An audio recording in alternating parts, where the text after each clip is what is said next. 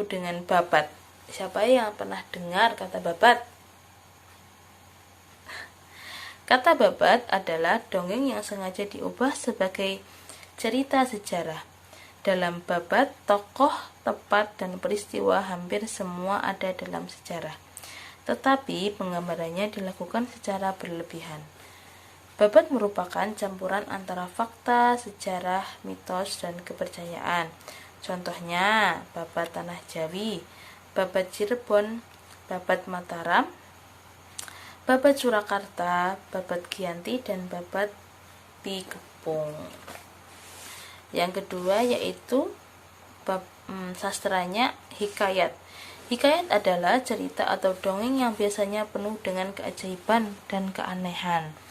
Jadi tidak jarang jika hikayat berpangkal pada tokoh-tokoh sejarah atau peristiwa yang benar-benar terjadi. Hikayat diantaranya bisa hikayat Bayan Budiman, hikayat Raja-Raja Pasai, dan yang lainnya yang masih banyak lagi ya. Selanjutnya seni sastra suluk. Kitab-kitab yang menguraikan soal tasawuf. Suluk tadi adalah kitab-kitab yang menguraikan soal tasawuf. Kitab suluk sangat menarik karena sifatnya panteisme. Panteisme itu menjelaskan tentang bersatunya manusia dengan Tuhan. Biasa dalam Jawa disebut dengan manunggaling kawula dan lan Gusti. Nah, karya-karya sastra jenis suluk antara lain pertama Sunan Bonang mengembangkan ilmu suluk dalam bentuk puisi yang dibukukan dalam kitab Bonang. Yang kedua, Hamzah Fanzuri menghasilkan karya sastra dalam bentuk puisi yang bernafaskan keislaman. Misalnya syair perahu dan syair dagang. Yang ketiga, Syekh Yusuf, seorang ulama Makassar yang diangkat sebagai pujangga di kerajaan Banten. Berhasil menulis beberapa buku tentang tasawuf. Dan kesenian dalam Hindu-Buddha, pada akulturasi Hindu-Buddha yang terakhir yaitu kesenian debus. Kesenian debus difungsikan sebagai alat untuk membangkitkan semangat para pejuang dalam melawan penjajah. Debus merupakan seni bela diri untuk memupuk rasa percaya diri dalam menghadapi musuh. Filosofi dari kesenian ini, jadi asal usul dari kesenian ini yaitu atas dasar kepasrahan kepada Allah yang menyebabkan mereka memiliki kekuatan untuk menghadapi bahaya. Materi yang ketiga yaitu melestarikan tradisi Islam di Nusantara. Nah, tradisi adalah kebiasaan atau adat istiadat yang dilakukan turun-temurun oleh masyarakat. Sebagaimana diketahui bahwa sebelum Islam datang, masyarakat Nusantara sudah mengenal berbagai kepercayaan dan memiliki beragam tradisi lokal. Melalui kehadiran Islam, kepercayaan dan tradisi di Nusantara tersebut membaur dan dipengaruhi nilai-nilai Islam. Oleh karenanya, muncullah tradisi Islam Nusantara sebagai bentuk akulturasi antara ajaran Islam dan tradisi lokal Nusantara. Seni budaya, adat dan tradisi yang bernapaskan Islam tumbuh dan berkembang di Nusantara.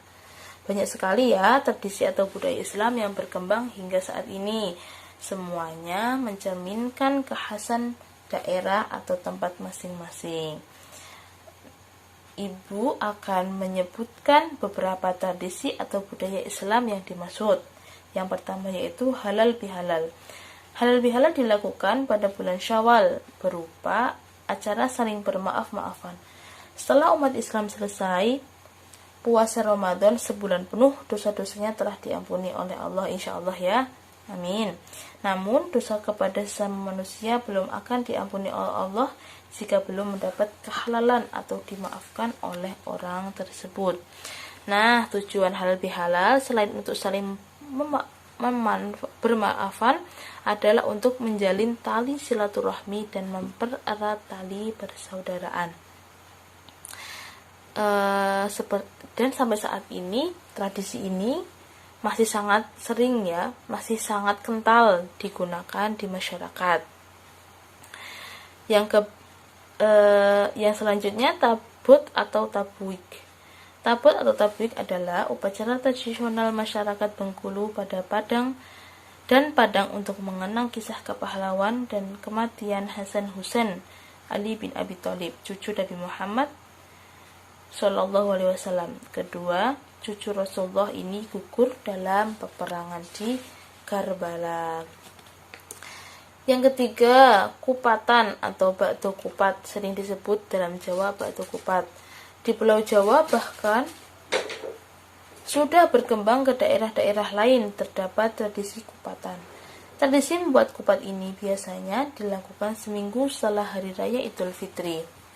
Biasanya masyarakat berkumpul di suatu tempat seperti musola, masjid, lapangan yang luas untuk mengadakan selamatan dengan hidangan yang didominasi oleh kupat tersebut. Yang keempat, sekaten di Surakarta atau Yogyakarta.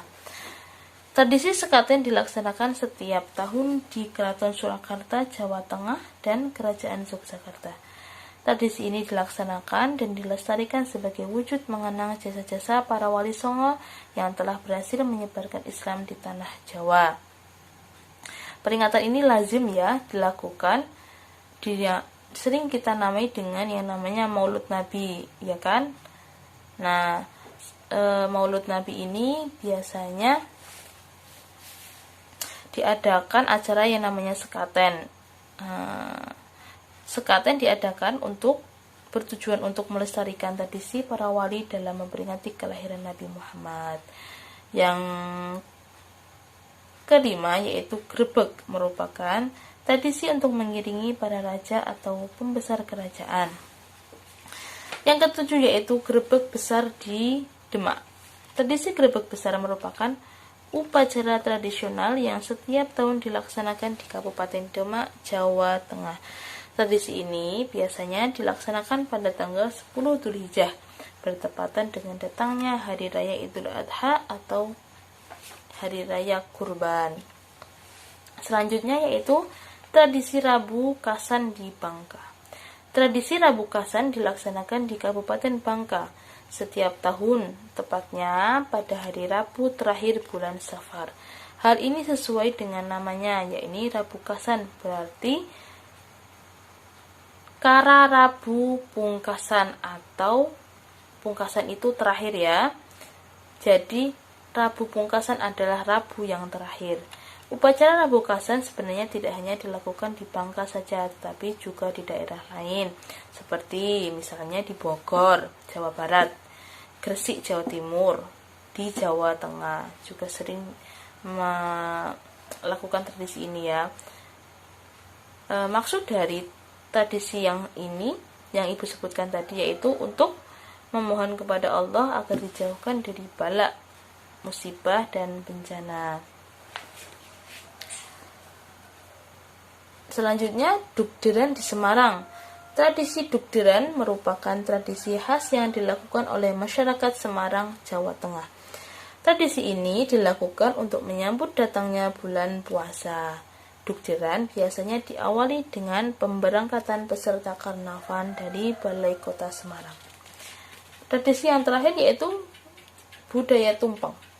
Tumpeng adalah cara penyajian nasi beserta lauk pauknya dalam bentuk kerucut. Nasi tumpeng umumnya berupa nasi kuning atau nasi uduk. Cara penyajian nasi ini khas Jawa sekali, khas masyarakat. Biasanya pada saat kenduri atau perayaan suatu kejadian penting. Nah, biasanya ketika mengadakan tumpengan ini ada hal sedang merayakan suatu kejadian penting atau ada perayaan hari-hari penting. Ada tradisi yang tidak tertulis yang menganjurkan bahwa pucuk atau kerucut tumpeng dihidangkan bagi orang yang dituakan dari orang-orang yang hadir. Ini dimaksudkan untuk menunjukkan rasa hormat kepada orang tersebut. Saat ini budaya tumpeng adalah sudah menjadi tradisi nasional bangsa Indonesia. Nah, sebelum Ibu tutup, sudah cukup ya pembelajaran kita hari ini. Sebelum Ibu sampaikan kesimpulan dalam pelajaran hari ini, siapa yang ingin bertanya? Silahkan tanyakan di grup WA nanti. Ibu akan menjawab pertanyaan kalian satu persatu. Jadi sekarang Ibu akan sampaikan kesimpulan pembelajaran kita pada hari ini. Yang pertama, sebelum tradisi Islam di